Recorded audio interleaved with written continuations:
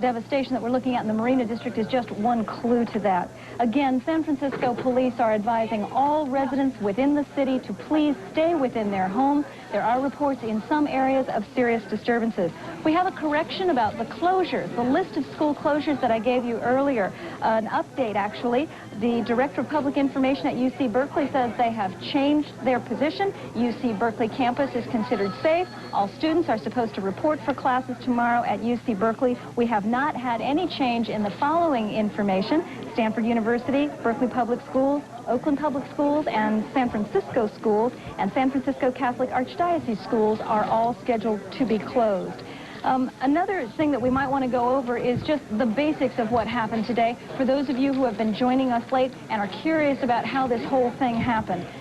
Right after 5 o'clock, about 5 minutes after 5, California was hit by an earthquake that now is being measured anywhere from 6.7 to 7.0 on the Richter scale. The scientists are going to come up with different numbers as they assess the intensity, the magnitude, and the wave size of this quake. But right now, all we know is it was a big one and it caused some major damage. The epicenter is now located in Santa Cruz, and they say that it was the San Andreas Fault that did the moving.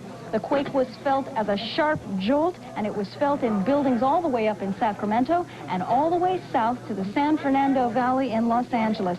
The most devastating evidence left by this quake is probably the collapse of the Cypress structure and also the upper deck of the Cypress structure on Highway 880 in Oakland. We have heard people describe what happened. In fact, we had remarkable videotape taken by 2 tourists who came onto the Bay Bridge and then turned around and saw part of the Bay Bridge collapse, and then we saw the Cypress structure, which was a mile-long double-deck structure, the top deck pancaking down on the bottom. From that single event, we understand that perhaps as many as 50 people have been seriously injured or killed. We, of course, don't have accurate counts of the number of victims. First, you saw the Bay Bridge. This is the Cypress structure. This is considered the most devastating and catastrophic collapse so far that we've heard of. And this is the Marina fire, the fire that is fueled by a broken gas line and that really made the greatest effect really on the waterfront. This is right up from the bay, not too far in, and it occurs on landfill. And that's why so many of the subterranean lines were grossly affected. Right now, what we also wanted to go over with you is what has happened in transportation, what roads remain closed and which are open. BART is still under inspection, but we do want to tell you that everyone was safely evacuated from the BART system and all of those lines so that no one was injured. And Amtrak was halted service while they inspected rails. There were no rail damages. Airports, briefly, Frank Crocker showed us San Francisco International Airport is closed and probably will be for some time because the damage there looks pretty bad. Oakland Airport had 2 runways closed, 2 open, and San Jose Airport is fully operational, but they're probably going to be slow because they're taking other Bay Area flights. Right now we want to go to Ed Leslie, who's out in the field. Ed? That's affirmative, and we're getting a pretty good idea of just exactly what it would be like if we had to evacuate the city of San Francisco with one or more of the principal bridges shut down, as everyone knows. And if you has just reported, the Bay Bridge has been closed down for several hours, and we don't know how many more hours it will be shut down. Golden Gate Bridge. Most catastrophic.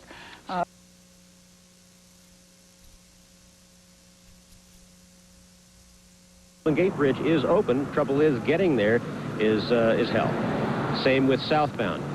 So if you can put up with the on and off gridlock that we have on Van Ness and here on Lombard, obviously it's moving very well right now, but that's quite deceptive because in a matter of seconds that will probably change. It's been doing that while we were waiting to come This is Kim Casey in the KOVR 13 News studio. We have new reports, the latest reports, authorities now saying at least 200 people died, 400 injured in the collapse of that mile section of Interstate 880 in Oakland. That, so far, definitely the most catastrophic result of this afternoon's earthquake, which hit at 5:04. It hit just minutes before World Series game was set to begin. We had several crews at Candlestick. Because of that, our Dan Gray was there and trying to probably get out of there with the rest of the folks, and it was rush hour, so a hectic time for the earthquake to hit. Dan? That's right. Yeah, that's right, Kim. It was just total gridlock coming away from Candlestick Park, and for about the next 3 hours from the Candlestick Park area through the downtown San Francisco area, it was just traffic at a dead stop. We want to update Some information you had just mentioned about the San Francisco-Oakland Bay Bridge, that obviously the most visible damage from this earthquake. We understand that rescue teams are still at the bridge hoping to find some survivors. That happened shortly after the earthquake hit, when an upper section of the Nimitz Freeway on the Oakland side actually fell on the lower section of the bridge. Some cars were trapped under there, some people trapped, and as many as 50 people may have been killed on that section of I-880, about a 14 to 15 block long section, and we understand rescue teams are still there at this hour.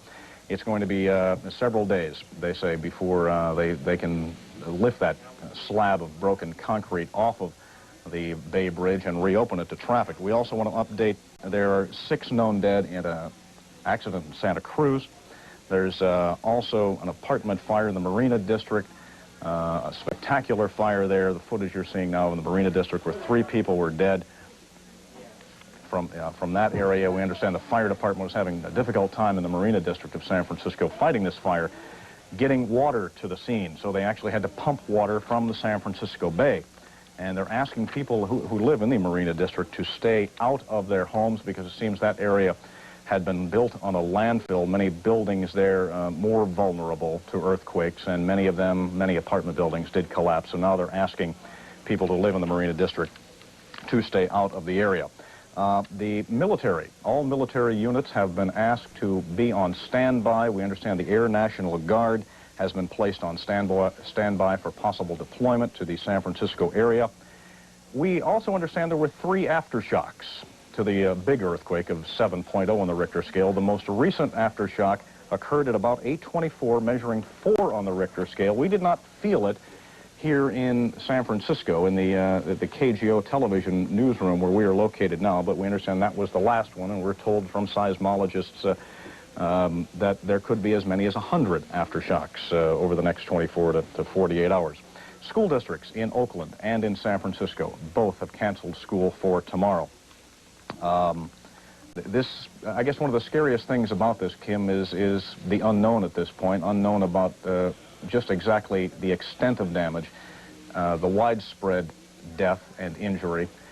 You're updating figures there with more deaths as they come in, and we understand that there are as many now. I've just been handed new figures, maybe as many as 200 people dead, 400 injured in that freeway collapse alone, just in the freeway collapse, the Nimitz Freeway. So, and that's on the Oakland side of the bay. What we don't know is how many more are hurting and injured and homeless. And the CHP is asking everybody, if they can, tomorrow, particularly in the Bay Area, to stay home, to call your boss and to say, I'm not coming into work tomorrow. The CHP still is assessing a lot of the damage in the San Francisco area. Much of San Francisco is still without power. We can see across the bay here into the Oakland area where some lights are starting to come on. But for now, it's a city in the dark in more than one way, in light and in the amount of damage. Kim? Yeah, we have the same numbers that you do, Dan, those horrifying numbers about hundreds of people, and as you said, doesn't even include perhaps what might be going on in the city that rescuers don't know about. The power is out. How about phone services? Anything coming back at all? Does it look to be improving? It's very slow. It's very slow at this point in coming back on. And there's no estimate on when the power will be back on. There are hundreds of thousands of people without power, and there are natural gas lines that have been broken and water mains broken. And a lot of frightened people that we talked with earlier, and we have some videotape of some of the folks we talked with in the downtown San Francisco area who were in office buildings when the earthquake hit. Now let's hear from them. People are not allowing people in. They're just sort of boxing. We've got, you know, regular people stopping traffic, trying to get cars through. People being really good. They're all scared. Were you scared? But we all want to get home, and no one said anything about the Golden Gate Bridge yet. You getting through it all? Just everything's busy. I can't get through. I got through earlier, but about a half hour ago, but everything's dead now. I said I was pretty lucky. I stopped at Treasure Island, and evidently the collapse headed ahead of me. I was on the bridge, and I've come back off now, so Now I want to go home to Oakland. I'm from the East Coast. I'm from Maryland, and when the floor started shaking at the convention center, I didn't know what to do. It was just tremendous. Do you think this was it? This was the big one? I was looking for a place to hide. I thought, when will they uncover me? We were working on the computers. Suddenly the computers went down, the phone lines went down, and everything started swaying about 7 to 10 feet up there. And obviously you can see it was a major shake, so everybody kind of headed for the interior parts of the office.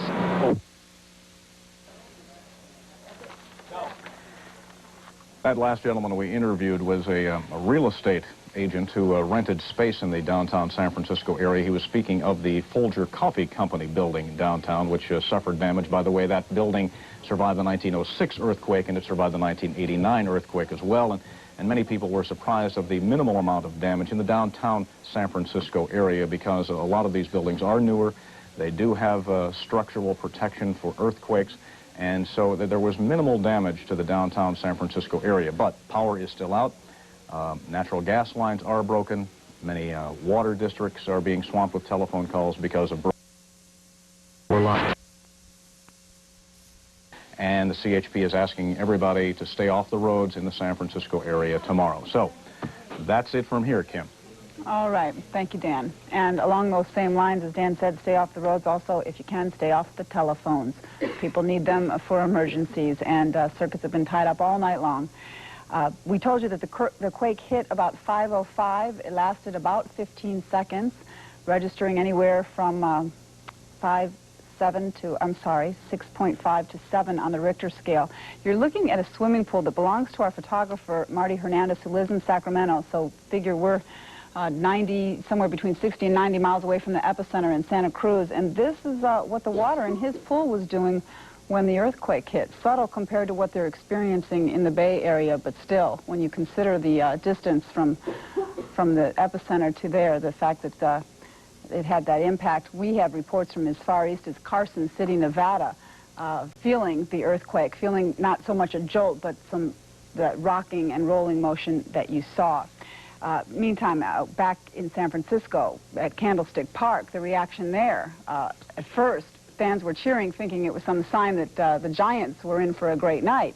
Not too long after, they were heading for their cars and out of Candlestick Park.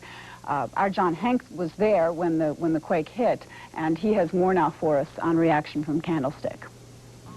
Surprised me. I didn't do it, but I think God's on our side. Okay. I'll tell you one thing. Go ahead. That damn Giants will do anything to win a game. Hey, folks, tell us what happened. What happened? All of a sudden, the earth started swaying.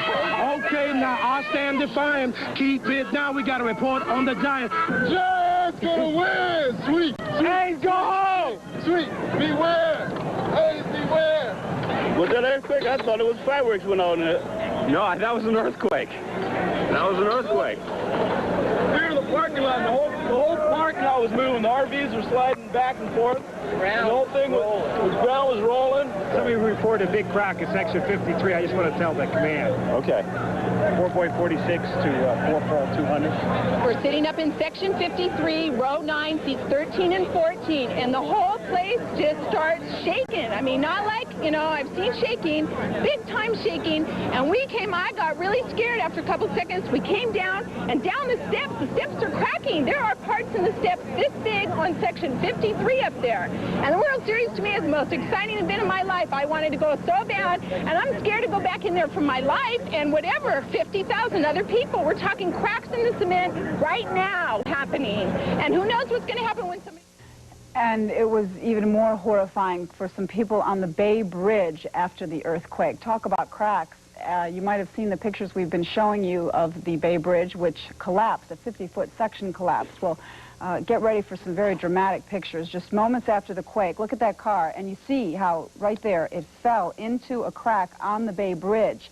These pictures taken by an out-of-state couple who just happened to have a home video camera got out of the car because they realized what was about to happen. They tried to flag that driver down and tell him not to go, but apparently he did not heed their warning, and there you see it, right into a crack on the Bay Bridge. Apparently, the Bay Bridge people didn't know there was a danger yet, that there was a crack in the bay, and or the bridge rather, and those 3 cars all allowed to go. 2 of them didn't go any further. Don't know exactly what happened to the people inside. There were reports that they tried to rescue a man and a passenger. Joining us live now here in the studio is Robert Olson. He is a consultant on earthquake hazards. He was the